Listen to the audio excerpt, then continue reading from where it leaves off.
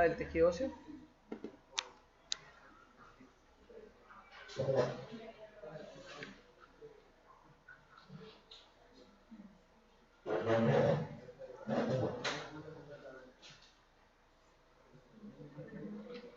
Biomecánica del tejido óseo.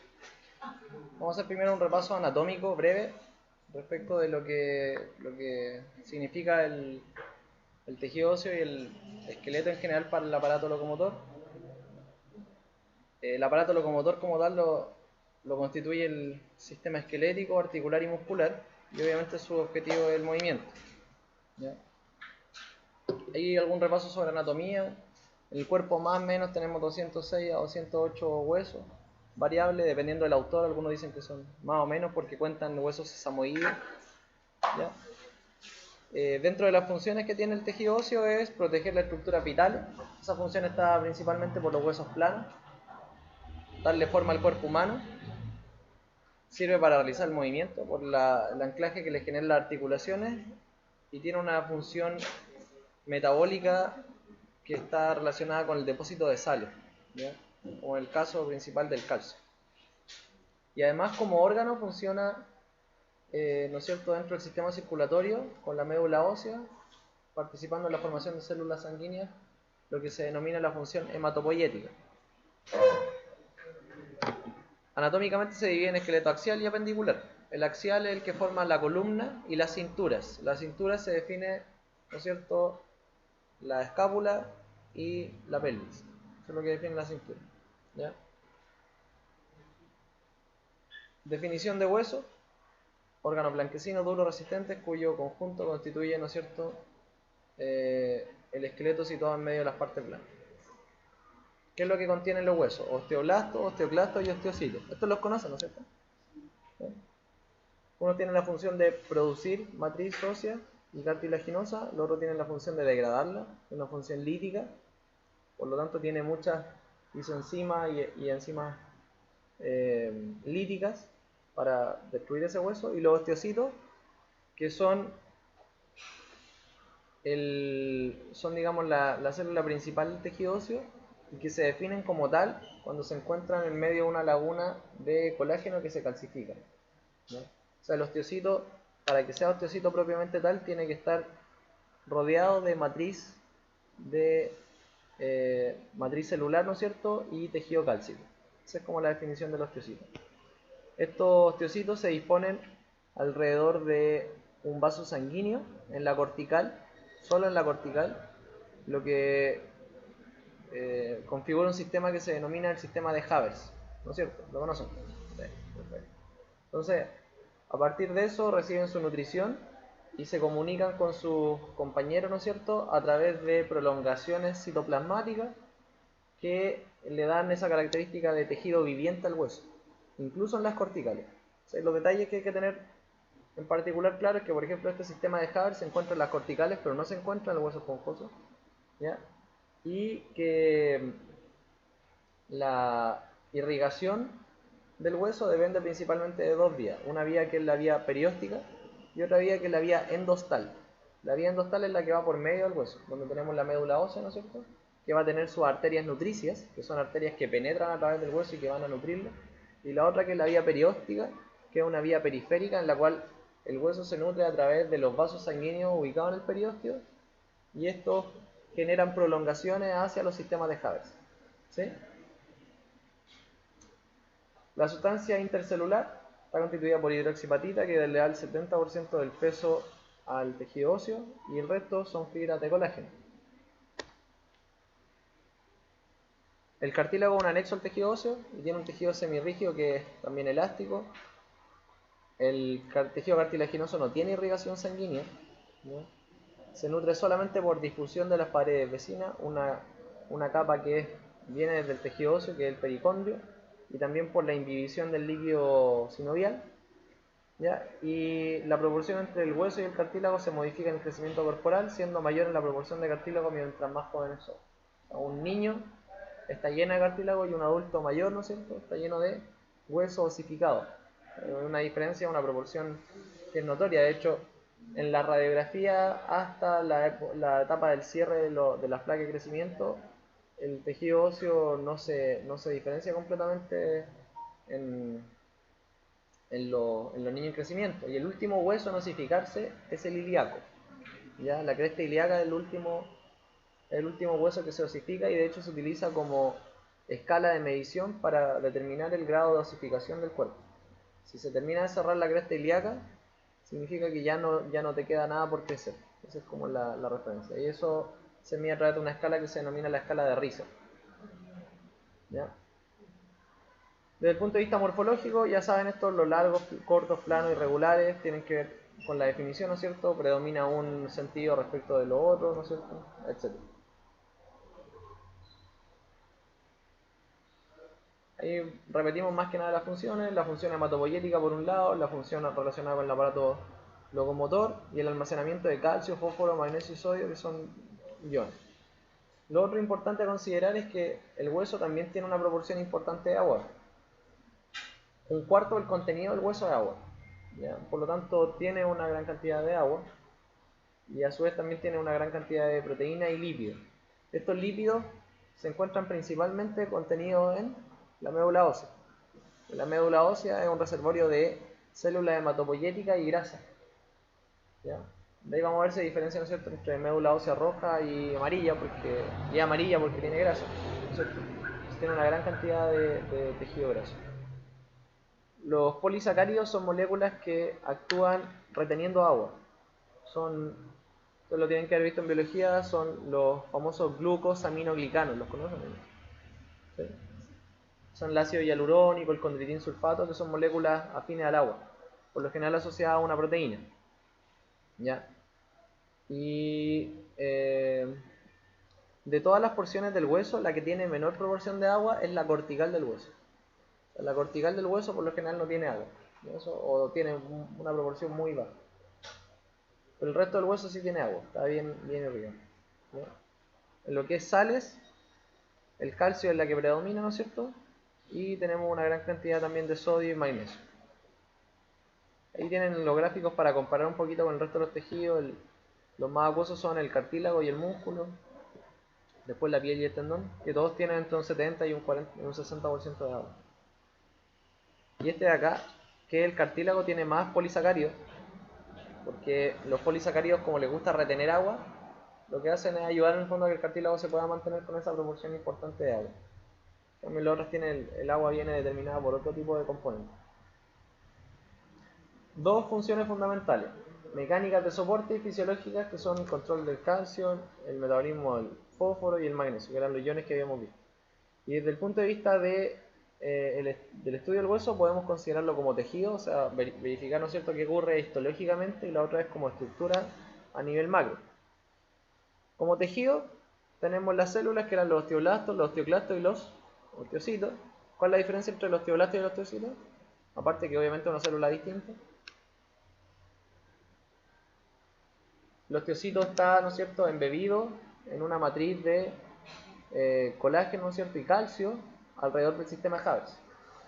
Eso es funcionalmente. Se diferencia el osteoblasto, ¿no es cierto?, en un momento hacia osteocito, y el osteocito se queda en esa zona, ¿no es cierto?, en la cual va a vivir. Los osteoblastos normalmente se ubican, aparte que son diferentes a los osteocitos en términos de diferenciación celular, se ubican normalmente en la periferia del hueso. ¿Bien? Eso determina, por ejemplo, el hecho de que el hueso crezca hacia el sentido del grosor, porque normalmente los huesos no tienden a crecer en el sentido del largo. O sea, usted crece en largo durante su etapa de crecimiento, pero después, ya que se cerraron las placas de crecimiento, que se ubican en las metáfisis, ya no crece más. Entonces lo que puede hacer el hueso es crecer en ancho o robustecerse. Entonces cuando ocurre ese proceso de crecer en ancho o robustecerse normalmente ocurre desde la periferia hacia la región central. Entonces lo que ocurre es que estos osteoblastos generan huesos desde la región perióstica más o menos, y después empiezan a ingresar algunos osteoblastos para transformarse en osteocitos y se estimulan y generan más huesos. Pero no van a crecer en largo. O sea, usted ya no creció más. Ese es el concepto. De las sustancias intercelulares orgánicas tenemos el colágeno y la glucoproteína, y las inorgánicas son las sales, donde está el calcio, el fosfato, entre otros. Como estructura entonces tenemos el hueso cortical, esponjoso, el periósteo, el endoosteo los vasos sanguíneos, los nervios, la médula ósea y las inserciones musculares. ¿Ya? ¿Cómo se llaman las inserciones musculares dentro del hueso? ¿Cómo se llaman las fibras que penetran al hueso? Las fibras de Charpey. Fibras de Charpey. Ya. ¿El hueso está inervado o no está inervado? No está inervado el hueso. El hueso no posee inervación. La inervación está solamente en el periósteo, por si acaso. El periósteo es un reservorio de vasos sanguíneos y de nervios, pero no hay inervación en el tejido óseo, propiamente tal. Sí hay obviamente una irrigación que es importante. Entonces ahí tenemos el hueso cortical con sus sistemas de Haber, ¿no es cierto? Y el periósteo, por donde discurren nervios y vasos sanguíneos. El hueso esponjoso que tiene un entramado, ¿no es cierto?, que es dependiente de las solicitaciones del hueso desde el punto de vista mecánico. Y recordar más que nada eso. La parte interna del hueso se forman las trabéculas. Las trabéculas sabemos que tienen un comportamiento que no es al azar. El comportamiento de las trabéculas tiene que ver con las demandas mecánicas del hueso. O sea, la forma del trabeculado óseo está en directa relación con las demandas mecánicas que va a tener ese tejido óseo, ese hueso. Cuando vemos un hueso se ve más o menos así, un hueso vivo, ¿no es cierto? Por dentro está lleno de sangre. La cortical es principalmente matriz cálcica, que es, tiene una limitada vascularización, lo vimos con esos vasos sanguíneos periféricos, principalmente rellena de calcio y con una baja proporción de agua. Cuando nosotros vemos esto desde el punto de vista de los huesos planos, tienen un nombre particular también. Se denomina aploe, la cortical, ¿no es cierto? Diploe, la tabla intermedia, y la tabla externa normalmente también se denomina aploe, ¿ya? Los huesos planos tienden a ser más ricos en médula ósea que los huesos largos, desde el punto de vista de generación de células hematopoyéticas. Por ejemplo, en el caso del ser humano, ¿ya? Algunos huesos irregulares, por ejemplo las vértebras, tienen una función hematopoyética que es bastante importante, ¿ya? Los huesos ilíacos también, y la clavícula. Esos son los huesos que generan más sangre. Y en el niño el principal es la clavícula. Y eso también determina la irrigación del propio hueso y la facilidad que va a tener después para soldar en caso de que se fracture, ¿ya? Por ejemplo, en el caso de la clavícula es un hueso con una importante función hematopoyética, el primero en el niño, el que genera células sanguíneas, y con el paso del tiempo, si se fractura, el que más rápido se suelda. Demora 3 a 4 semanas en consolidar una fractura de clavícula respecto de otros huesos que, aunque son huesos largos y tienen igual su médula ósea, estas tienen un predominio más de grasa y no generan tantas células sanguíneas como son, por ejemplo, la tibia o el peroné y ese tipo de huesos, ¿ya? Incluso el fémur. El fémur está bien irrigado, pero su función principal no es generar células sanguíneas. Si bien lo hace, no es la principal, ¿ya? Recordar que los huesos tienen cavidades también y algunos anexos. Por ejemplo, en ese caso estamos viendo un hueso que es el frontal, que tiene cavidades, ¿no es cierto?, para los senos paranasales, entre otros, ¿ya? Entonces el concepto del osteocito es que el osteocito, para que sea osteocito propiamente tal, tiene que estar embebido en una laguna de matriz, ¿ya? Matriz colágena más tejido calcio. Ahí estamos viendo los sistemas de Haber con sus vasos sanguíneos, que también ya lo conocen, ¿sí? Estos vasos sanguíneos se denominan los canales de Volkmann, si lo recordamos. Ustedes estudian harta histología, creo, por lo que me contaron. Mucha histología. ¿No?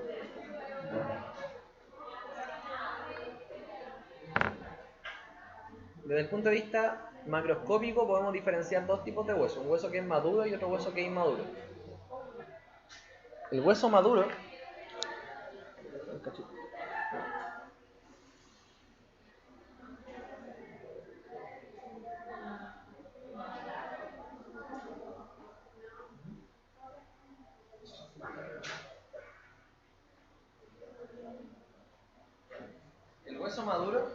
es un hueso que tiene trabéculas, ¿sí? Un hueso que tiene una estructura que se denomina estructura laminar o lamelar, pero dice lamelar, pero es laminar. O sea, en el fondo se puede ver láminas dentro del hueso, ¿ya? Que son las trabéculas. Y el hueso inmaduro no tiene una estructura laminar, por lo tanto no se ven láminas, no se ven trabéculas, está desorganizado, ¿ya? Y esa es su diferencia principal. ¿Cuándo vamos a ver un hueso y cuándo vamos a ver el otro? El hueso inmaduro lo vemos cuando el hueso, como lo dice su nombre, está inmaduro. O sea, por ejemplo, en la etapa de crecimiento, donde tú no vas a ver ni siquiera hueso, vas a ver cartílago. Pero en realidad sabes que hay hueso ahí, pero es más de estructura cartilaginosa que ósea propiamente tal, y no hay lámina. Y también se ve en los procesos patológicos y después de la fractura. Eso es lo importante. Por ejemplo, si yo tengo una fractura, después cuando aparece el callo óseo, que es donde empieza a soldar la fractura, ese hueso no tiene lámina. Se ve como una cicatriz y aparece una pelota blanca que no tiene un orden. Si yo veo eso, digo hueso inmaduro. ¿Entiendes? Y si veo un proceso patológico en el cual también se pierden las trabéculas, también tengo que decir inmaduro. Que puede darse, por ejemplo, por un tumor, puede ser un cáncer o puede ser un proceso de otro tipo. Algún proceso o una enfermedad, ¿ya? Alguna enfermedad que genere trastorno en la osificación. Entonces lo normal es que tengamos hueso inmaduro y este hueso maduro, perdón, va a estar determinado siempre por las cargas y las solicitaciones mecánicas que tiene el hueso. Se comporta también como hueso inmaduro el hueso que no recibe carga. Por ejemplo, el de una persona que nunca apoya el pie. Si la persona nunca apoya el pie, su hueso no va a tener trabécula. ¿Por qué? Porque no tiene necesidad de establecer redes de tensión asociadas a la fuerza que soporta la pierna. Entonces no va a tener trabécula y se va a comportar igual como hueso inmaduro. ¿Ya?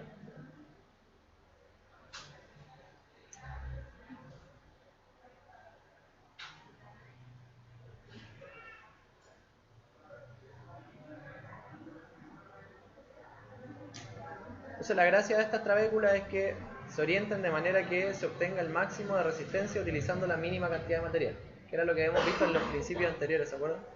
¿Cómo se llamaba ese principio? Economía de esfuerzo y economía de material. Ese era un principio de la biomecánica, o uno de los principios según Norton. ¿Ya? Entonces, a partir de eso, las trabéculas van a permitir y van a dejar un espacio para que pueda tener médula ósea el cuerpo y pueda aprovechar al máximo el espacio. Esa es una imagen del hueso.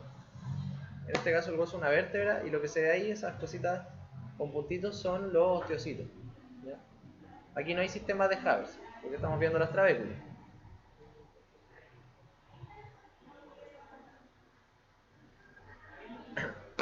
¿Qué de la médula ósea? Médula ósea tenemos dos tipos: médula ósea roja y médula ósea amarilla. Se considera un órgano como tal, de hecho. La médula ósea roja ocupa el tejido principalmente los huesos en la parte esponjosa, los huesos planos, como le había dicho, el esternón, las vértebras, la pelvis, las costillas, y tiene una función hematopoyética. Y la médula ósea amarilla principalmente tiene tejido adiposo y se localiza en los tejidos medulares. ¿Ya? Entonces ese es el motivo básicamente por el cual los tumores tienden a hacer metástasis a la columna y a las vértebras y a lo ilíaco, que en esa zona ahí se alojan principalmente células sanguíneas con función hematopoyética. Para recordarle un poco cuáles son las células sanguíneas, ¿no es cierto? Que tenemos dos grupos, un grupo que es el grupo mieloide y otro grupo que es el grupo linfoide. El grupo mieloide tiene como característica que comienzan y terminan su maduración en la médula ósea, y el grupo linfoide comienzan en la médula ósea pero terminan en el tejido linfático, por lo general en zonas de ganglio linfático. Entonces los linfoides se van a diferenciar en linfocitos B, T y las células que son NK. Y los mieloides se pueden diferenciar en los eritrocitos, ¿no es cierto? Las plaquetas, los basófilos, eosinófilos, neutrófilos y monocitos. Todos estos provienen directamente de la médula ósea e inician y terminan su maduración. Del periósteo. Es una membrana fibroelástica que va a rodear el hueso. No encontramos periósteo a nivel del cartílago. Se llama pericondrio, pero en realidad no rodea el cartílago propiamente tal, ¿ya? Sino que pasa por dentro y genera un tercio del aporte sanguíneo al hueso, según el Hoppen. Posee células osteoprogenitoras en su capa interna y va a dar también, ¿no es cierto?, resorta los osteoblastos. ¿Qué es lo importante del periósteo? Le aporta, ¿no es cierto?, irrigación sanguínea al hueso, le da inervación a la parte externa de la cortical, contiene células osteoprogenitoras que se van a diferenciar después y van a permitir que se genere hueso, ¿ya? Y desde el punto de vista patológico eso determina de que la inflamación del hueso pueda producir nuevo hueso, ¿ya? Y que también nosotros podamos sentir las lesiones óseas. Por ejemplo, el caso del frío que da en invierno, se siente como dolor de hueso, eso es... Si se siente como dolor de hueso es periósteo, ¿ya? Si uno se golpea un hueso, ¿qué es lo que le pasa al hueso? Parece un hematoma, ¿no es cierto? Ese hematoma vulgarmente se denomina chichón, ¿sí? Normalmente en huesos planos. Y ese hematoma a veces osifica, sobre todo en el caso de los niños. Y queda el chichón y el chichón lo tiene el resto de tu vida. Una deformación plástica, ¿no es cierto?, del periósteo que asociado a un hematoma termina osificando. Y eso es porque esa zona está muy viva en tejido, ¿no es cierto?, osteoprogenitor. O sea, van a haber muchos osteoblastos y otros. Y se estimulan a partir de eventos mecánicos. Si uno golpea un hueso constantemente, lo que va a hacer ese hueso es producir más hueso para resistir a las solicitaciones mecánicas. O sea, el hueso tiende a engrosarse. El hueso de una persona que hace ejercicio respecto al hueso de una persona que no hace ejercicio es distinto, mucho más delgado el de la persona que no hace ejercicio. De hecho, un físico-culturista puede modificar su tejido y va a tener diferencia en tejidos. Ya va a tener huesos más fuertes y más robustos, y eso es así, ¿ya? Y se debe principalmente a este elemento que estamos mencionando acá. Ahora, no quita el hecho que a nivel profundo, ¿no es cierto?, el hueso también va a modificar sus trabéculos, ¿ya? Porque también está vivo en su porción interna. Si se le quita el periósteo a un hueso, pierde un tercio de la irrigación, por si acaso. Por lo tanto, se puede morir el hueso a causa de eso, si se le quita el periósteo, ¿ya? Ocurre en casos excepcionales, pero por ejemplo, si hubiera un hueso que está infectado, o un hueso en el caso que se coloca, no sé, un procedimiento en el cual se taladra y se le quita la médula ósea, que ocurre en ciertas fracturas, y además se le quita el periósteo, es probable que ese hueso no osifique después, porque no tiene periósteo, y las células osteoprogenitoras provienen del periósteo. Y si no, a veces pueden venir de otros lados, que se propicia principalmente por los procesos inflamatorios. Ya, se rompe el hueso y ahí, como hay un proceso inflamatorio por medio, van a llegar un montón de células. Recordar también que el hueso se nutre, además del periósteo, por una región que se denomina la región endostal, en el fondo la parte profunda del hueso, que es la médula ósea, ¿ya? Y esa región endostal tiene arterias que irrigan el hueso, se denominan arterias nutricias.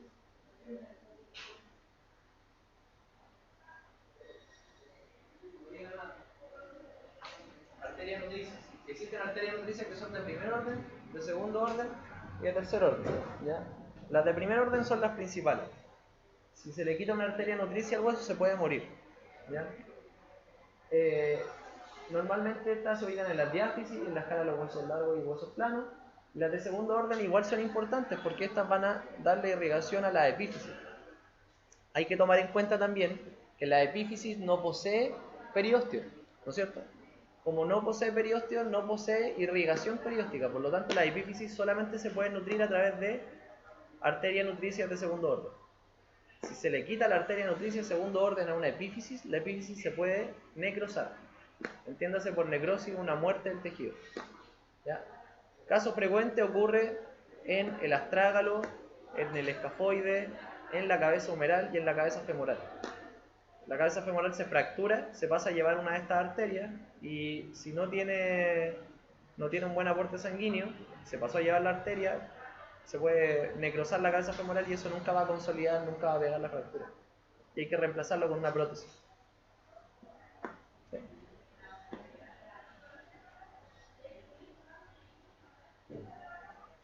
Las propiedades biomecánicas del hueso, todas las que tenemos acá, dice elemento bifásico porque tiene una fase orgánica mineral, porosidad variable, anisotrópico, ya saben lo que se comporta distinto dependiendo de la dirección de la fuerza que se le aplique.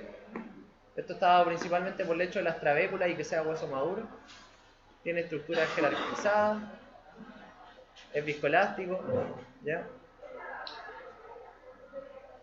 Y todos estos elementos tienen que ver con su componente. Si nosotros analizamos el hueso haciéndole un símil con una lata de refresco, una lata de alguna bebida gaseosa, no es muy distinto. ¿Por qué? Porque el hueso se comporta más o menos como un sistema cerrado. La cortical viene siendo como la lata y adentro está lleno de líquido y ese líquido está dado por la médula ósea y la sangre. Por lo tanto se forma un sistema hidrostático semicerrado, ¿ya? ¿Qué quiere decir eso? Es como un globo, pero con una digamos, un envoltorio más rígido, ¿ya? Adentro está lleno de agua y por fuera tiene una cortical que rige. ¿Qué implicancias tiene eso? Eso determina de que el hueso sea resistente y que pueda disipar las cargas. ¿Qué quiere decir? Si tú presionas el hueso por un lado, el líquido que está en su interior va a hacer presión hacia todas las direcciones y por lo tanto la carga se va a distribuir y no se va a cargar solamente en una parte. Y eso ayuda a que el hueso sea más resistente, mucho más resistente. ¿Sí? Por lo tanto, un problema en este sistema hace también que el hueso pierda su tendencia, ¿ya? A ser resistente a partir de eso. Entonces ahí, por ejemplo, tenemos la tensión de la membrana. Si hiciéramos una compresión en alguna de sus capas, lo que va a pasar es que la fuerza se distribuye en todas direcciones. Eso es porque tiene líquido en su interior, ¿ya? Y el hueso de por sí permite cierto grado de deformación. Ahora, ¿qué tiene que pasar para que el hueso no se deforme completamente o permanentemente? ¿Qué tendría que ocurrir?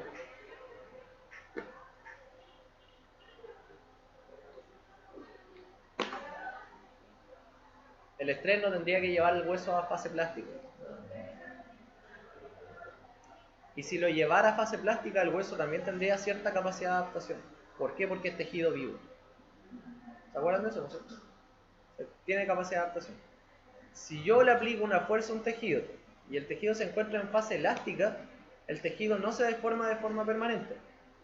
Pero como le apliqué una fuerza y el tejido está vivo, es capaz de responder a esa fuerza. ¿Cuál va a ser la respuesta a esa fuerza? Por lo general, que se engrosa y se fortalece. Si lo llevo a fase elástica, la respuesta de ese tejido por lo general es que se alarga y que cambia. Si yo lo llevo demasiadas veces a fase plástica, el tejido probablemente no tenga la capacidad de compensar toda la fuerza que le generé y se va a terminar lesionando. ¿Ya? Y si lo llevo a fase de ruptura, se rompe y no hay nada que hacer. ¿Sí? Eso es importante que lo tengan claro porque si yo, por ejemplo, un ligamento lo llevo constantemente a fase elástica, lo que hace el ligamento es, o el músculo, fortalecerse. Pero si lo llevo a fase plástica de forma constante, lo que va a hacer es que a la larga se va a terminar lesionando. ¿Sí? Desde el punto de vista de la recuperación del tejido. De hecho, por eso ocurren las tendinitis. Tendinitis ocurren porque el tejido está en fase plástica o porque tiene más solicitación mecánica de la que puede soportar. Pero si yo lo llevara solamente a fase elástica, lo que ocurriría es que el tejido se estimula y tiene la capacidad de responder, porque no hubo ningún daño interno en su estructura.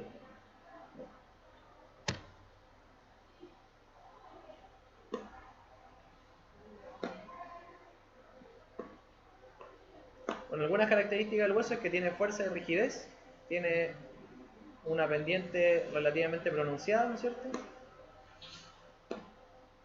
Pero aún así permite deformación, lo cual le permite dar, ¿no es cierto?, cierta capacidad al comportamiento de las cargas. ¿Ya? Se ve modificado por todas las cargas mecánicas que vemos acá, ¿no es cierto? Tensión, compresión. Aquí aparecen otras que no habíamos mencionado, como son, por ejemplo, la flexión. La flexión es la suma de una fuerza compresiva por un lado y de una fuerza tensil por el otro. ¿Ya? Y además aparecen las fuerzas de torsión, que son fuerzas rotatorias, ¿ya? Y las fuerzas de carga combinada, que son las que habitualmente se presentan en el cuerpo, que van a sumar cizalla con fuerzas rotatorias y fuerzas compresivas o tensiles, que definitivamente son las más dañinas. ¿Cuál es la influencia que tienen los músculos sobre el hueso? El hueso es una barra rígida, ¿no es cierto?, que va a tender a recibir cargas en una dirección u otra dependiendo de las posiciones en las que se encuentra y la carga de peso que reciba. Y el cuerpo es bien sabio porque de alguna manera logró compensar, ¿no es cierto?, o logra compensar a través de la actividad muscular las fuerzas que son más dañinas para el hueso. Las fuerzas más dañinas para el hueso propiamente tal son las fuerzas de cizalla, las fuerzas de torsión, ¿no es cierto?, y las fuerzas de flexión. Esas son las más dañinas. Pero el hueso está muy bien preparado para soportar fuerzas de compresión. ¿Ya? O sea, la compresión el hueso la tolera bien, pero la tensión la tolera mal, la cizalla la tolera mal, la flexión la tolera mal y la torsión la tolera mal. Por suerte la torsión no es algo muy frecuente en el hueso, porque para torcer un hueso habría que hacer un movimiento medio extraño. La cizalla es más frecuente y la tolera muy mal el hueso, y la flexión también es algo frecuente, pero tiene ciertos mecanismos para poder contrarrestarlo. Por ejemplo, en el caso de las fuerzas de flexión, que ya las definimos, ¿no es cierto? Era compresión por un lado y tensión por el otro. El músculo va a tener la capacidad de convertir las fuerzas tensiles en fuerzas compresivas. ¿Cómo lo hace? Como en el ejemplo de la tibia acá. La tibia, cuando usted camina, lo que hace la tibia es esto. Entonces la tibia se va hacia adelante, se inclina hacia adelante. Y al inclinarse hacia adelante, se va con el peso del cuerpo. Entonces es como que usted quisiera tomar una barra y doblarla. Eso genera tensión por un lado y compresión por el otro lado. Pero por el lado donde se tiende a generar tensión, hay un músculo. En este caso se presenta, ¿no es cierto?, el sólido, que se inserta directamente sobre la tibia y parte del peroné. Si el hueso quiere ir hacia adelante, si quiere flexionar, el sólido va a estar por atrás y lo que va a hacer es traccionar el sentido. ¿Qué motivo? Porque si yo coloco el pie en esta posición, el sólido lo que hace es eso, la antiflexión. Pero si el pelo dejo en el suelo, lo que hace el sólido es llevar la tibia hacia atrás. Eso es cadena cinética cerrada. El sólido haría esto, pero como el pie no se puede mover, lo que va a hacer es eso. ¿Entiendes? Entonces el sólido, tuvimos que definir desde el punto de vista de absorción muscular, es un antiflexor de tobillo, pero también es un extensor de rodilla. ¿Está claro, no?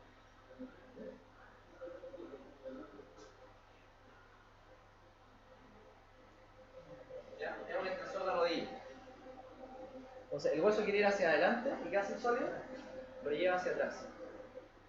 De esa manera contrarresta la fuerza de flexión, ¿ya?, haciendo que la fuerza tensil del lado de la apertura del hueso, donde el hueso quiere abrirse, se cierre, ¿sí?, mecánicamente. Y al hacer eso lo que hace es convertir la fuerza de tensión en compresión y transforma estas dos fuerzas, que una era tensión y la otra compresión, en fuerzas totalmente compresivas, que es lo que mejor tolera el hueso. O sea, esto le hace bien al hueso, no va a tener problemas con eso. Pero con esto, si tú quieres quebrar un hueso, es más fácil que le haga esto y lo quiebres, a que le haga esto y lo quiebres. ¿Entiendes? ¿Está claro? ¿No hay dudas con eso? Sólido extensor de rodilla, ¿sí o no? ¿Sí? Claro.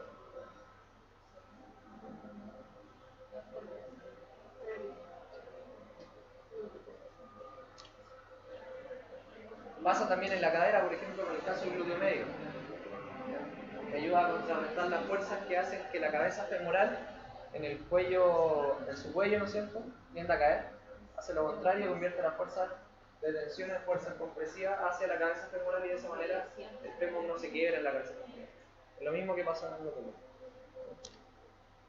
La banda iliotibial o la cistilla iliotibial, que lo que hace, ¿no es cierto?, que cuando tenemos el valgo de rodilla, por la carga de peso, el hueso lo que va a querer hacer es cerrarse hacia la parte interna. Lo que va a hacer la banda iliotibial es contrarrestar ese cierre hacia interno y lo va a abrir hacia el lado externo, manteniendo la tensión en la parte externa. Y lo logra por medio de dos mecanismos: uno que es la tracción directa, generando, ¿no es cierto?, una anulación de la fuerza, y la otra es por el sentido de la compresión. Porque si el hueso se quiere doblar hacia interno, es como que tú lo tomaras y le hicieras una palanca del lado contrario con todos los tejidos blandos.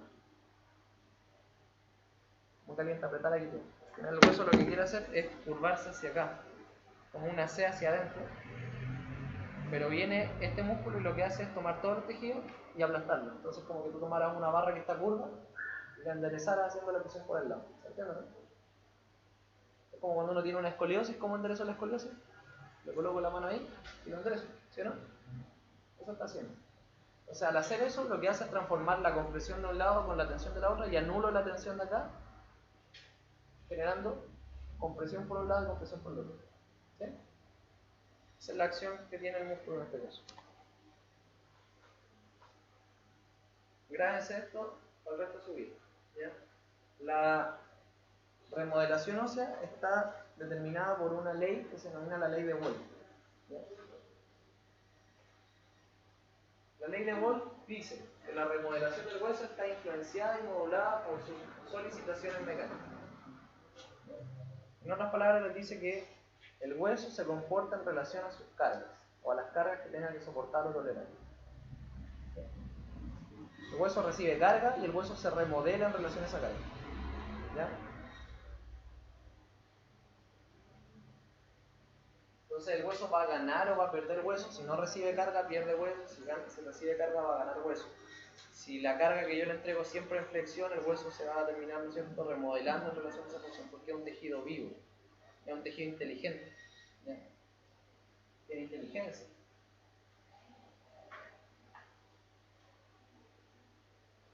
Y ahí vienen algunos ejemplos. Por ejemplo, ¿qué pasa en el espacio cuando no hay gravedad?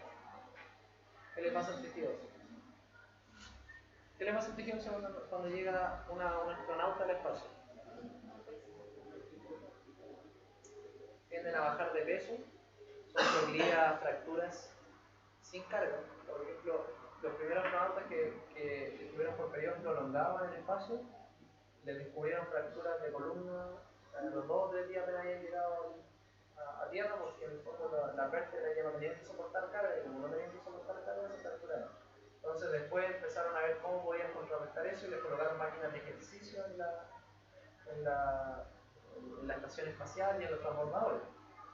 Normalmente asociada a elásticos para poder simular la gravedad y generar cargas compresivas sobre el hueso que les pudiera, ¿no es cierto?, dar un estímulo al hueso que activara los osteocitos y generara matriosis, porque si no se van a fracturar. Y además de generar trastornos a nivel de la absorción de nutrientes o problemas a nivel de la cápsula suprarrenal y otros por el tema de la absorción de calcio, porque el estar en el espacio hacía que ellos perdieran mucho calcio hacia la sangre.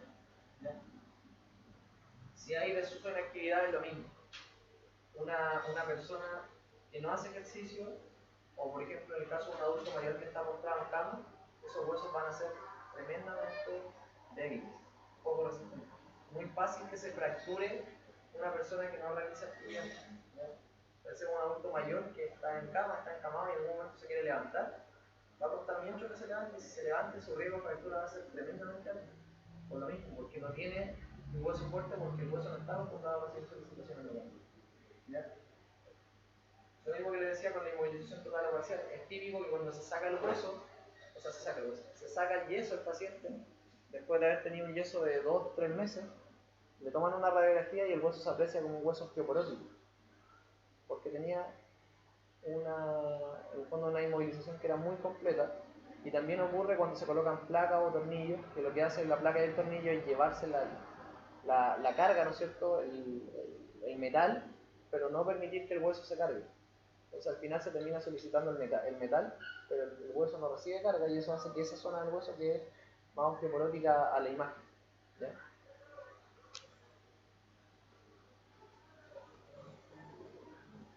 Esas son imágenes más o menos modelos mecánicos de la estructura trabecular del hueso. Ella misma, ¿no es cierto?, refiere su comportamiento en relación a las cargas, tiene un comportamiento hidrostático interno, ¿no es cierto?, con una cortical que actúa como lata de cerveza. Las bandas de tensión están asociadas también a las cargas que tiene que generar en relación a la actividad muscular. De hecho, parte de estas abordantes, por ejemplo, que van a ser importantes en el caso del fémur, se relacionan con la tensión, la fuerza de tensión que genera el glúteo medio, que es el principal, ¿no es cierto?, abductor de cadera y estabilizador en posición dinámica. Y lo mismo pasa con la vértebra. Todas estas estructuras tienen su línea de tensión en relación a las fuerzas que dan este volumen.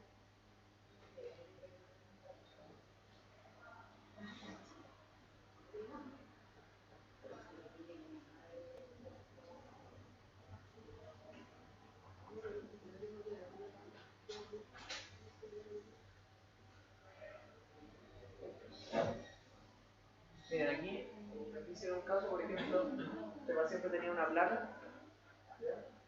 Tenía una placa de síntesis, le sacaron la placa y la placa quedó marcada en el hueso y le generó un molde. Quedó la placa marcada como molde en el hueso, porque lo que hizo el hueso fue adaptarse a la placa, normalmente genera un poquito más de hueso alrededor de la zona. Y esto es una fractura que se da después de una biopsia porque el tejido estaba bien. Entonces, cuando el tejido está inmóvil, lo que tiende a hacer la curva de deformación que vimos en la clase anterior es desplazarse hacia abajo y hacia la derecha. ¿Ya? ¿Qué quiere decir eso? Que el stiffness disminuye, la inclinación de la pendiente es menor, y eso hace que el tejido se deforme a menor carga. El tejido inmovilizado se deforma a menor carga y su capacidad de tolerar fuerza tiende a ser menor. ¿ya? Se es más deformable, se vuelve más plástico el todo.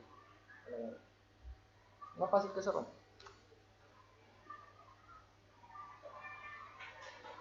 Además de las propiedades mecánicas, ¿no es cierto?, tiene potencial de regeneración, tiene habilidad para mineralizarse y no es un tejido inerte. Si yo le coloco algo al hueso que lo trate de cambiar de forma, igual se puede. De hecho, hay aparatos, por ejemplo, si te queda una pierna corta, te colocan un aparato que hace que la pierna corta después se vuelva pierna larga. Porque el hueso tiene la capacidad de moldearse, ¿no es cierto?, a la demanda fisiológica. ¿Dudas?